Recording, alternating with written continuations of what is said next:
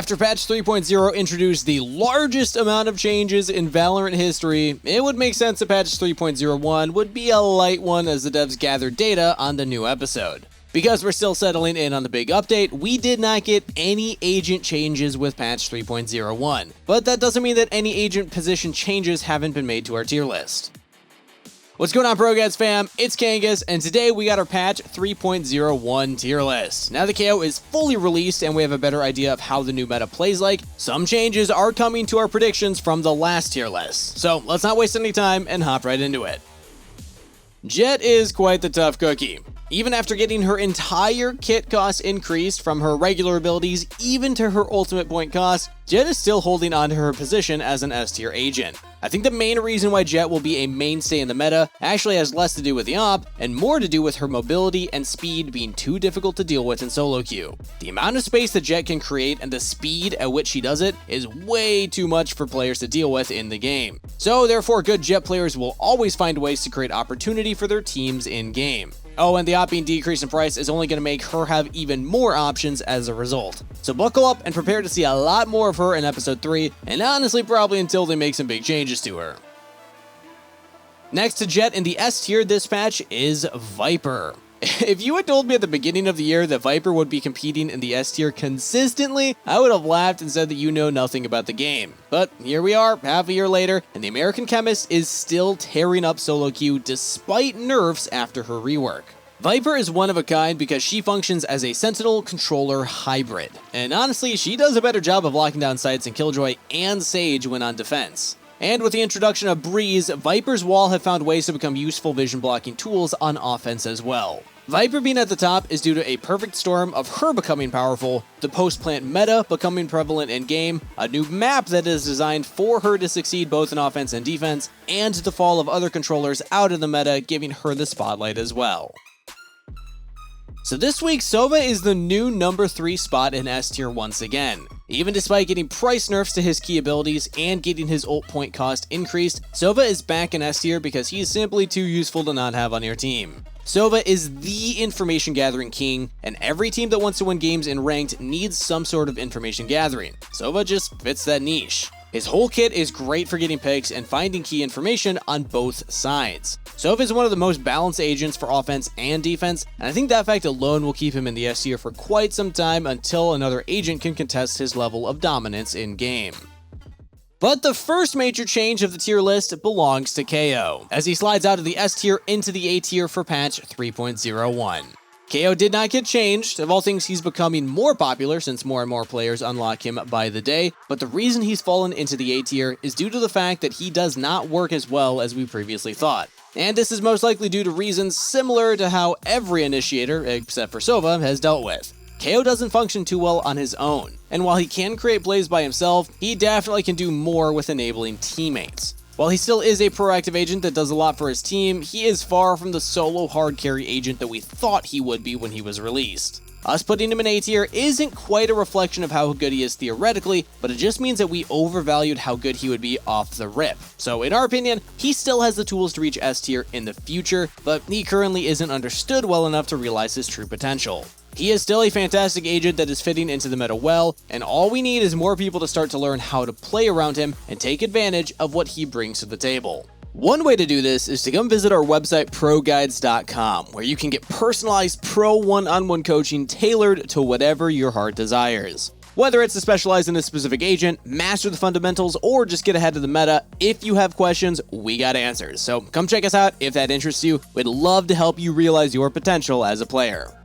Now, my main girl Killjoy is still, without a doubt, one of the best defense agents in the game, which is why she is still comfortably in the A tier. Killjoy still has the best ult in the game that's a free sight take, and the damage and autonomy that her kit brings still makes her a go-to pick for a consistently high-value agent. Her turret is also a great tool for information gathering, which means that she will always have some form of value to provide herself or her team.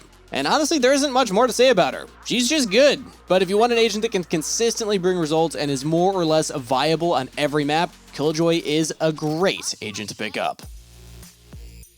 Now sliding into the A tier after this patch is Sage. We as a community have overreacted to the Sage nerfs in patch 3.0. Even though her kit got more expensive, those changes have not slowed down Sage in any meaningful way. Sage's utility is still exceptionally useful on offense and defense, and her revive is still worth every ult point.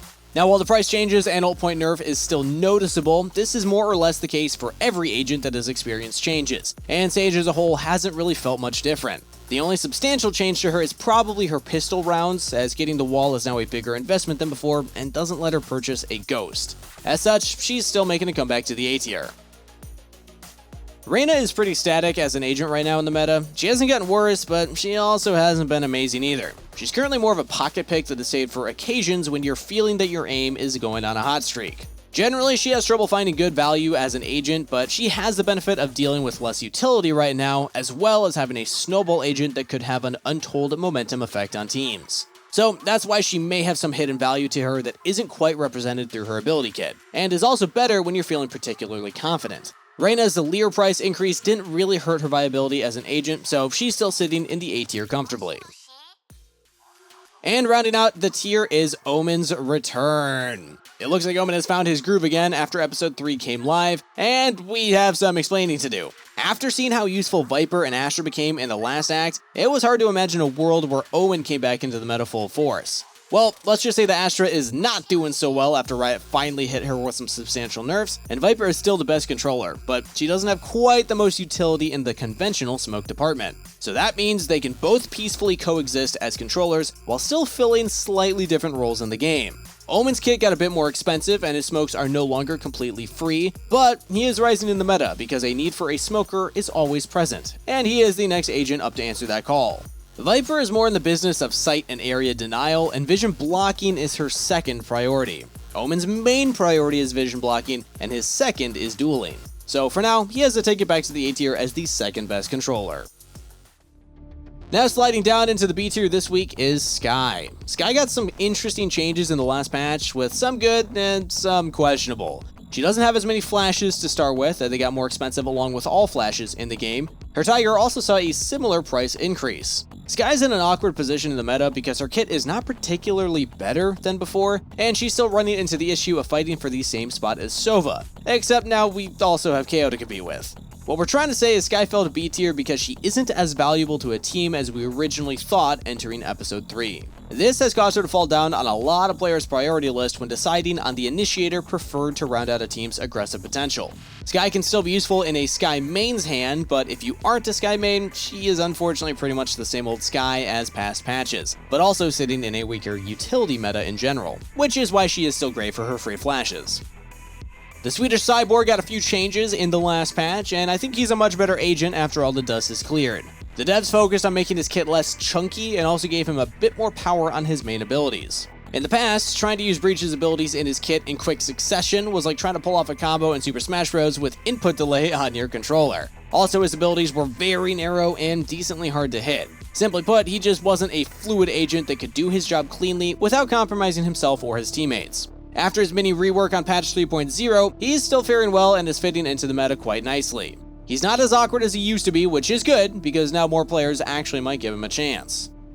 With a surprise return into the middle of the B tier, Raze is not as bad as we thought she would be after the last patch. I will admit the community as a whole overreacted to how they changed Raze. We thought that she was a struggling duelist who was down bad in the meta, and she needed some buffs to separate her from her counterparts. We overreacted to her changes thinking that they would be a lot worse than she was originally, but it seems like her strengths are still present in full buys. With good planning, her Boombot's price increase only means that you can't use it as liberally on save rounds, and you can't really buy it on pistol rounds anymore. She can live without her Boombot in hindsight, so she's not really losing too much with its price jacking up, and Raze is back in B tier because she's still fine and her playstyle is intact despite every Boombot being a -400. However, that ult nerf still hurts a lot.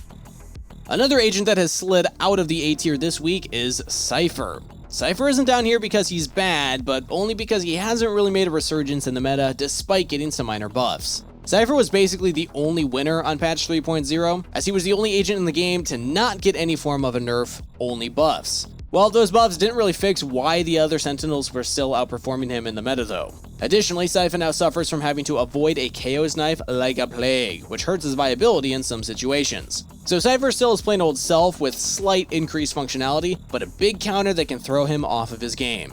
Maybe Riot can give him some more direct buffs in the future to elevate him in the meta, but as it stands, Sypha is just sitting somewhere in the lower half of the pack. Phoenix is still struggling a bit at the start of the episode. Despite KO dropping down to the A tier, his abilities are still being overshadowed by KO and more or less suffers from being an alternative pick. And what's more, Phoenix is still fighting amongst the likes of Jett, Reyna, and Raze for playing time in the meta. He's still a fight agent that has a great entry frag, and I believe that his flash price increase didn't really hurt his economy that much. He's just in the B tier because he's fighting for attention with too many other great options. Phoenix is a very consistent agent, so he's never really a bad pick, but for different situations, there might be better options than him. Yet, versatility-wise, you really can't go wrong with this agent. And sliding into the last spot in the B tier this patch is Brimstone. Why did Brimstone get bumped up, you might ask? Well, his kit is just simple and useful, and doesn't require much effort to do well with.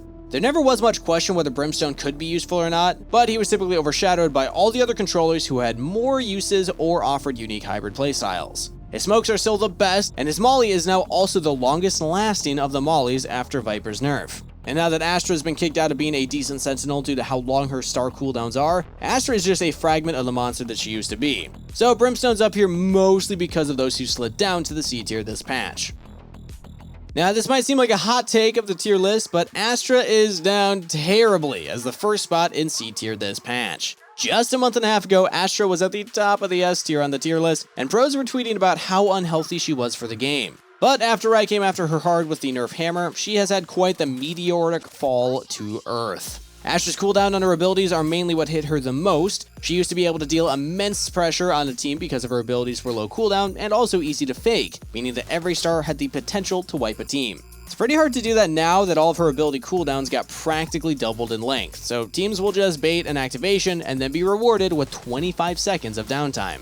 Astra is a lot more vulnerable, as all of her abilities, even her recall, have had increases in cooldown. This gives a huge window of opportunity to punish Astra, and it's definitely hurting the agent.